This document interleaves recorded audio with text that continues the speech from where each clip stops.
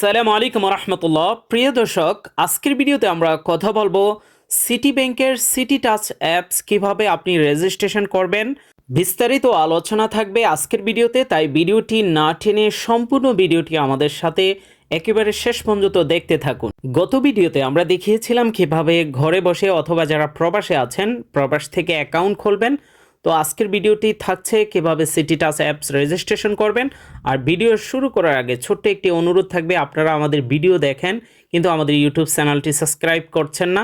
আশা করি চ্যানেলটি সাবস্ক্রাইব করবেন, আর যারা ফেসবুক পেজ থেকে দেখছেন ফেসবুক পেজটি ফলো করে রাখবেন, এতে তো আপনার কোনো লস হচ্ছে না। প্রথমেই আমাদেরকে সিটি টাচ অ্যাপস ডাউনলোড করে প্রবেশ করবেন, পারমিশনগুলো চাবে পারমিশন দিয়ে দিবেন, লোকেশনের পারমিশন চাবে সেটাও দিয়ে দিবেন। এখানে স্টার্ট ইউজিং সিটি টাচ এটাতে টাচ করবেন। এবার আমাদেরকে এখানে দেখতে পাচ্ছেন আমরা হোম পেজে চলে আসলাম। নিচে দেখুন রেজিস্টার নাও এই অপশনে টাচ করবেন। এই অপশনে টাচ করার পর এখানে প্রথম option registered in city touch এটাতে টাচ করবেন। আপনি যদি ব্রাঞ্চ থেকে অ্যাকাউন্ট খোলেন সেক্ষেত্রেও সমস্যা নেই, অথবা অনলাইনে খোলেন, অ্যাকাউন্ট নাম্বার তো পেয়েছেন। আপনি চাইলে কার্ড দিয়েও কিন্তু সিটি টাচ, যাদের বিশেষ করে ক্রেডিট কার্ড আছে তারা ক্রেডিট কার্ড দিয়েও সিটি টাচ অ্যাপস রেজিস্ট্রেশন করা যায়। যাই হোক, আপনার অ্যাকাউন্ট নাম্বারটি দিয়ে দিবেন। এবার হচ্ছে আপনার অ্যাকাউন্টের সাথে যেই মোবাইল নাম্বার ব্যবহার করেছেন সেই মোবাইল নাম্বার এবং হচ্ছে ইমেল অ্যাড্রেসটি এখানে টাইপ করে বসিয়ে দিবেন। আমরা সিকিউরিটি পারপাস এগুলো হাইড করে রেখেছি। নিচ থেকে কন্টিনিউতে টাচ করবেন। এখানে আরেকটি পারমিশন চাবে, অ্যালাউ করে দিবেন। এবার আপনার মোবাইল নাম্বারে ওটিপি যাবে, সেই ওটিপি দিয়ে কনফার্মে টাচ করবেন। এবার আমাদেরকে সিটি টাচ অ্যাপসে সবসময় লগ ইন করার জন্য একটি ইউজার তৈরি করতে হবে। ইউজারটা অবশ্যই 6 থেকে 20 সংখ্যার মধ্যে হইতে হবে। ইংলিশে আপনার নাম সাথে কিছু সংখ্যা দিতে পারেন। তো আমরা এক্সাম্পল হিসেবে দেখিয়ে দিচ্ছি, আপনি এটা দিবেন বিষয়টা এমন না, আপনি আপনার মতো করে বসাবেন, এখানে ইউজারটা তৈরি করবেন। এখানে ইউজার দেওয়ার পর নিচ থেকে কন্টিনিউতে টাচ করবেন। যদি ইউজার অ্যাভেলেবেল থাকে নেক্সটে যাবে। এবার সিটি টাচে সবসময় লগ ইন করার জন্য আপনাকে পাসওয়ার্ড দিতে হবে। পাসওয়ার্ডটাও capital letter, small letter, special character সংখ্যা সহকারে 7 থেকে 15 সংখ্যার মধ্যে হইতে হবে।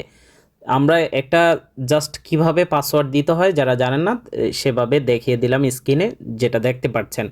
নিচ থেকে কন্টিনিউতে টাচ করব। এবার দেখতে পাচ্ছেন অ্যাকাউন্ট ইজ রিভিউ। আপনাকে কি করতে হবে, যারা দেশে আছেন অনলাইনে অ্যাকাউন্ট খুলেছেন তারা শুধুমাত্র, আর যারা ব্রাঞ্চ থেকে অ্যাকাউন্ট খুলেছেন আপনার অ্যাকাউন্ট অ্যাক্টিভ হওয়ার পর তারপরে অ্যাপস রেজিস্ট্রেশন করে ব্যবহার করতে পারবেন। যারা অনলাইনে খুলেছেন তারা এখানে যে হেল্পলাইন নাম্বারটি আছে অথবা উপরে 3 ডট আইকনে ক্লিক করবেন, এই যে কন্ট্যাক্ট ইউএস এটাতে টাচ করার পর হেল্পলাইন নাম্বার, এখানে 2টা নাম্বার দেওয়া আছে। যারা দেশে আছেন 16234 এই নাম্বারে কল করবেন। যারা প্রবাসে আছেন দ্বিতীয় যে নাম্বারটি আছে টেলিফোন নাম্বার লাস্টে 40, এই নাম্বারে আপনারা কল করবেন। কল করে তাদেরকে বলবেন যে আমি সিটি টাচ অ্যাপস রেজিস্ট্রেশন করেছি, এখন রিভিউ দেখাচ্ছে। তারপরে আপনি সেম ইউজার পাসওয়ার্ড দিয়ে লগ ইন করবেন। এখানে প্রথমবার ডিভাইস রেজিস্ট্রেশন করতে হবে, তাই নিচ থেকে কন্টিনিউতে টাচ করবেন। এবার ওটিপি আপনি SMS ইমেল দোনোভাবেই নিতে পারবেন। তো আমরা SMS সিলেক্ট করে নিচ থেকে কন্টিনিউতে টাচ করব। টাচ করার পর আপনার মোবাইল নাম্বারে, আর যদি ইমেলে নিয়ে থাকেন ইমেলে একটি 4 সংখ্যার ওটিপি যাবে, সেটা দিয়ে নিচ থেকে কনফার্মে টাচ করবেন। তাহলে আপনার ডিভাইসটা রেজিস্ট্রেশন কমপ্লিট হয়ে গিয়েছে, দেখতে পাচ্ছেন আমাদেরটা। নিচ থেকে কন্টিনিউ অপশনে টাচ করবেন। এবার হচ্ছে আপনি ইউজার পাসওয়ার্ড দিয়ে তো সবসময় লগ ইন করতে পারবেন, তবে আপনি সেগুলো বারবার দিতে গেলে অনেক সময় লাগে। আপনি চাইলে পিন সেট করতে পারেন অথবা পাসওয়ার্ড সেট করতে পারেন, অথবা বায়োমেট্রিক, আপনার বর্তমানে সবাই অ্যান্ড্রয়েড বা আইফোন চালান, আপনি বায়োমেট্রিকটাই সিলেক্ট করে নেবেন। বায়োমেট্রিকে টাচ করার পর আপনার অ্যান্ড্রয়েড ইউজাররা আপনার ফিঙ্গারটা দিয়ে দেবেন, যে ফিঙ্গার দিয়ে অ্যাপস লগ ইন করেন। এবার প্রথমবার যখনই হোম পেজে লগ ইন করবেন সিটি টাচ অ্যাপসে, আপনাকে বলা হবে যে আপনার টিপিন সেট করার জন্য। টিপিনটা হচ্ছে আপনি যখন ফান্ড ট্রান্সফার করবেন তখন এটা কাজে লাগবে। এই টিপিনটা ভেরিফিকেশন হিসাবে তখন ওখানে দিতে হবে। নিচ থেকে কন্টিনিউতে টাচ করবেন টিপিন সেট করার জন্য। তো আমরা এটা অনলাইনে অ্যাকাউন্ট খুলেছি, এখনও কার্ড নেইনি, তাই এখানে কার্ডের অপশন নাই। যারা ব্রাঞ্চ থেকে খুলেছেন অলরেডি কার্ড নিয়ে নিয়েছেন তাদেরটা কার্ড অ্যাকাউন্ট দোনোটাই দেখাবে। যারা অনলাইনে খুলেছেন সেক্ষেত্রে এখানে শুধু দেখতে পাচ্ছেন অ্যাভেলেবেল ব্যালেন্স অথবা লাস্ট ট্রানজেকশন। তো আপনি যদি অনলাইনে নতুন অ্যাকাউন্ট খোলেন এখনও টাকা না ঢুকিয়ে থাকেন তাহলে জিরো টাচ করবেন। আর যদি অলরেডি টাকা ডিপোজিট করেন, লাস্ট কত টাকা ডিপোজিট করেছেন বা ট্রানজেকশন করেছেন ওই অ্যামাউন্টটা তো অবশ্যই এসএমএসে আছে, সেই অ্যামাউন্টটা লিখে দেবেন।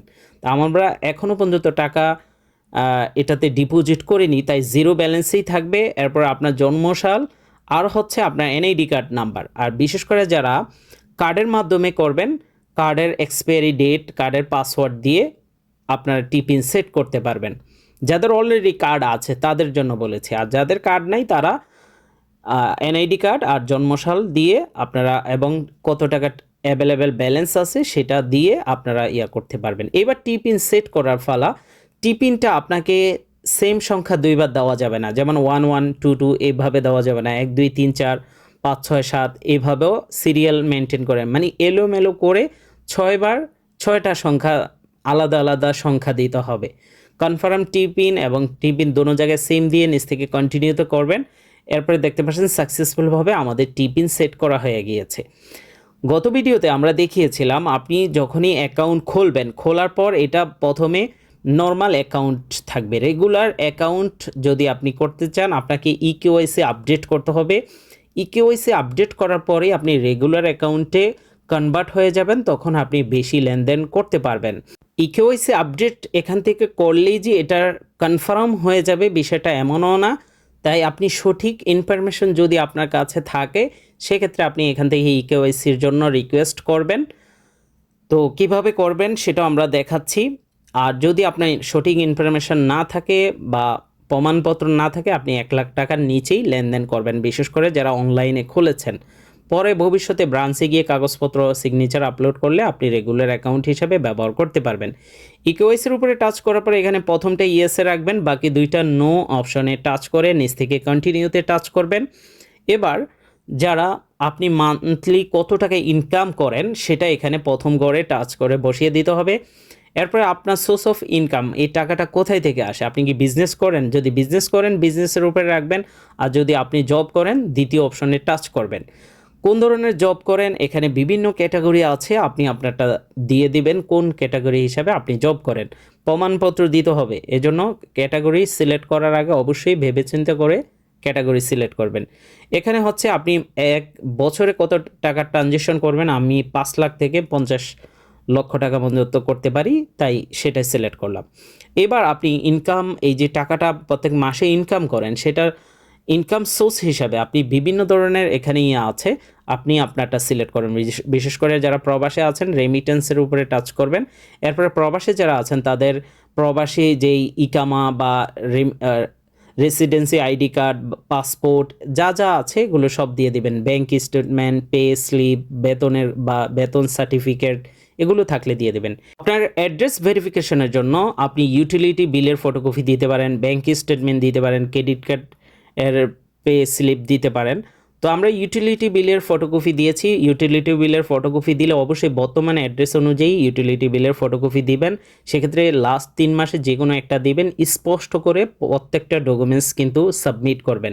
নিচ থেকে কন্টিনিউতে টাচ করবেন, দেখতে পাচ্ছেন congratulation your eKYC has been successful, submit for review. এটা রিভিউ করবে, তারপরে আপনার ব্রাঞ্চে যাবে।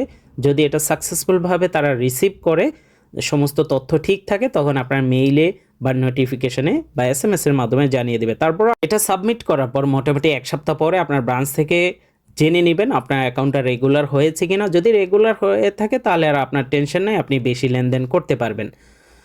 এছাড়াও যারা কার্ড নিতে চান, ফিজিক্যাল কার্ড, চেক বই নিতে হলে ব্রাঞ্চে যেতে হবে। আর যদি আপনারা ভার্চুয়াল কার্ড নিতে চান অ্যাপস থেকে নিতে পারবেন। এখানে প্লাস আইকনে ক্লিক করে আপনারা ভার্চুয়াল কার্ড নিতে পারবেন।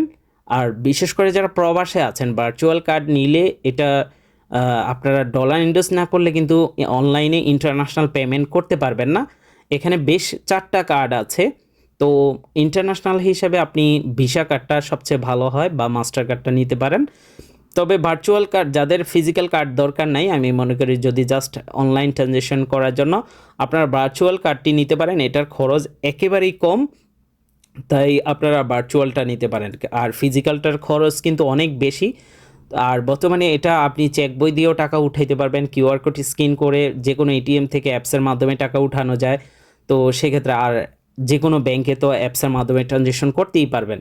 তো যাদের শুধুমাত্র টুকটাক অনলাইন পারচেজের জন্য আপনারা ভার্চুয়াল কার্ডটা নিতে পারেন। আর ইন্টারন্যাশনাল ব্যবহার করতে হলে ব্রাঞ্চে গিয়ে পাসপোর্ট এন্ডোজ করতে হবে, তখন কিন্তু আপনি ইন্টারন্যাশনালও এই কার্ড দিয়ে পেমেন্ট করতে পারবেন।